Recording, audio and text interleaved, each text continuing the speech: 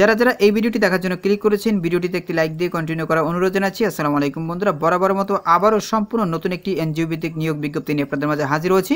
বন্ধুরা দেখতেই পাচ্ছেন ব্র্যাক এনজিওতে বিশাল একটি নিয়োগ বিজ্ঞপ্তি প্রকাশ করা হয়েছে।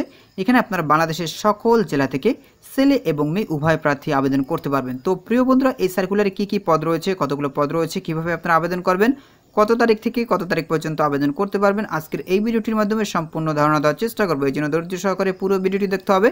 বন্ধুরা, মূল ভিডিওটি শুরু করার আগে বরাবর মতো ছোট্ট একটি রিকোয়েস্ট থাকবে, আপনি যদি আমাদের এই পরিবারে নতুন দর্শক হয়ে থাকেন, এরকম নতুন নতুন সার্কুলার রিলেটেড ভিডিও সবার আগে পেতে আমাদের এই চ্যানেলটি সাবস্ক্রাইব করে পাশে থাকা বেল আইকনটি অন করে রাখুন পরবর্তী ভিডিও নোটিফিকেশন পেতে।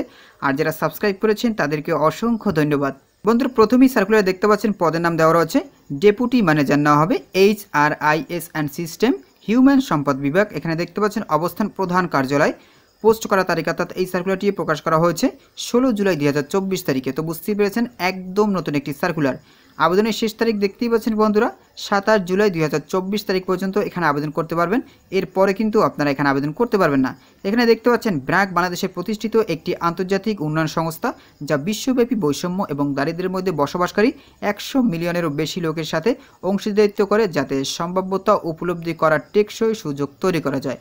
তো বুঝতেই পেরেছেন, তো অবশ্যই আপনারা ব্র্যাক এনজিওতে আবেদন করবেন, কারণ এই চাকরিটা কিন্তু খুবই ভালো একটি চাকরি, ভালো মানের চাকরি। এখানে দেখতে পাচ্ছেন চাকরির উদ্দেশ্য দেওয়া রয়েছে এই অবস্থানটি HR সিস্টেম এবং ক্রিয়াকলাপগুলির দক্ষ কার্যকারিতার জন্য আইটি সমর্থনের নির্বিঘ্ন অপারেশন নিশ্চিত করতে আইটি সমর্থন দলকে নেতৃত্ব দেবে এবং নিরীক্ষণ করবে। এই ভূমিকাটি আইটি সরঞ্জাম সংগ্রহের জন্য এবং কার্যকরভাবে আইটি ইনভেন্টরি পরিচালনার জন্য দায়ী হবে। তো এখানে দেখতে পাচ্ছেন মূল দায়িত্ব দেওয়া রয়েছে, এই বিষয়টি কিন্তু খুবই গুরুত্বপূর্ণ। প্রযুক্তিগত সহায়তা পরিচালনা করতে হবে এবং HRIS এবং সম্পর্কিত সিস্টেমের সমস্যাগুলির সম্মুখীন ব্যবহারকারীদের সমস্যার সমাধানে সহায়তা করতে হবে। ব্যবহারকারীর অনুসন্ধানের জন্য যোগাযোগ প্রাথমিক বিন্দু হিসেবে পরিবেশন করতে হবে। দ্রুত এবং কার্যকরভাবে HR অপারেশনের বাধা কমাতে সমস্যাগুলি সমাধান করতে হবে। নথিপত্র এবং সমর্থন টিকিট ট্র্যাক করতে হবে। জটিল সমস্যাগুলি যথাযথ দল বা বিক্রেতাদের কাছে বাড়ানো এবং নিশ্চিত করতে অনুসরণ করতে হবে। তো বুঝতেই পেরেছেন। তো এছাড়াও কিন্তু আরও অন্যান্য কাজ করতে হবে, এটা আপনারা ভিডিওটা পজ করে ভালোভাবে দেখে নেবেন। এরপর দেখতে পাচ্ছেন অতিরিক্ত চাকরির প্রয়োজনীয়তা দেওয়া রয়েছে। আইটি অবকাঠামো পরিচালনায় দক্ষতা থাকতে হবে।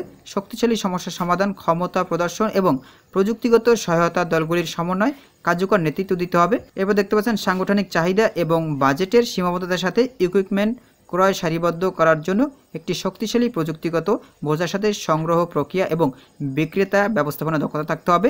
বাংলা এবং ইংরেজি উভয় ভাষায় কার্যকর যোগাযোগের দক্ষতা থাকতে হবে। এবার দেখতে পাচ্ছেন সিস্টেম প্রশাসন এবং ব্যবস্থাপনায় দক্ষতা থাকতে হবে। এরপর বন্ধুরা দেখতেই পাচ্ছেন শিক্ষাগত যোগ্যতার কথা বলা রয়েছে। কম্পিউটার সায়েন্স বা আইটি সম্পর্কিত অন্য কোনো বিষয় স্নাতক ডিগ্রি থাকতে হবে। অভিজ্ঞতা HR এবং আইটিতে ন্যূনতম 3 থেকে 4 বছর প্রাসঙ্গিক অভিজ্ঞতা থাকতে হবে।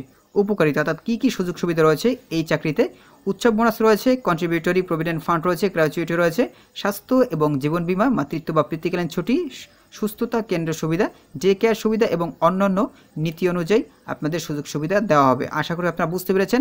আর এখানে কিভাবে আপনারা আবেদন করবেন, ব্র্যাকের অফিসিয়াল ওয়েবসাইটে চলে আসবেন। এখানে আপনারা যে ক্যারিয়ার দেখতে পাচ্ছেন এই ক্যারিয়ারের উপরে ক্লিক করে আপনারা কিন্তু অনলাইনে আবেদন করতে পারবেন। এখানে কিন্তু দেখতেই পাচ্ছেন নিচে দিকে আমি আপনাদেরকে দেখাচ্ছি। এখানে দেখতে পাচ্ছেন বন্ধুরা ভিউ অল জব, এখানে ক্লিক করবেন। ক্লিক করার পরে আপনারা দেখতে পাবেন এখানে কিন্তু প্রত্যেকটা সার্কুলারের যে ব্র্যাকের যে সার্কুলারগুলো রয়েছে প্রত্যেকটা সার্কুলার কিন্তু আপনারা এখান থেকে দেখতে পাবেন। এখানে আপনারা যে সার্কুলার আবেদন করতে যাচ্ছেন সেই সার্কুলারটা এখান থেকে আপনারা ওপেন করবেন। ওপেন করার পরে এখান থেকে কিন্তু আপনারা অ্যাপ্লাই করতে পারবেন। এখানে দেখতে পাচ্ছেন অ্যাপ্লাই নাও রয়েছে, জাস্ট আপনারা এখানে ক্লিক করলেই কিন্তু এই সার্কুলার আপনারা আবেদন করতে পারবেন। আশা করি আপনারা পুরো বিষয়টি বুঝতে পেরেছেন। তো বন্ধুরা, আজকের ভিডিওটি এই পর্যন্ত। পরবর্তীতে নতুন কোনো সার্কুলার নিয়ে আপনাদের মাঝে হাজির হবে। সবাই ভালো থাকবেন, সুস্থ থাকবেন। আল্লাহ হাফেজ।